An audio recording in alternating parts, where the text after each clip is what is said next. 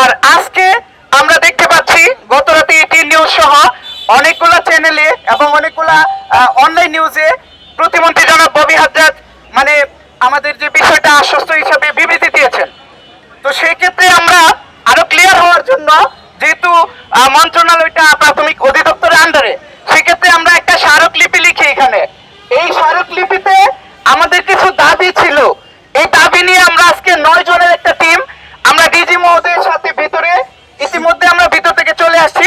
আমাদের অল্প কিছুক্ষণ মিটিং হয়েছে আমাদের ডিজি মহোদয়ের সাথে।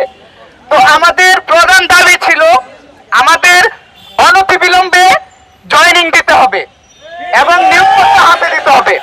সেক্ষেত্রে আমাদের ডিজি মহোদয় আমাদের কথা অ্যাকসেপ্ট করেছেন এবং সেক্ষেত্রে উনি আমাদের প্রতিমন্ত্রীর কথার সাথে এক করে একসাথে ওই আমাদের স্মারকলিপিটা মন্ত্রণালয়ে পাঠাবেন এবং অতি দ্রুত তিনি আমাদের জন্য সুপারিশ করবেন যাতে প্রজ্ঞাপন জারি করা হয়।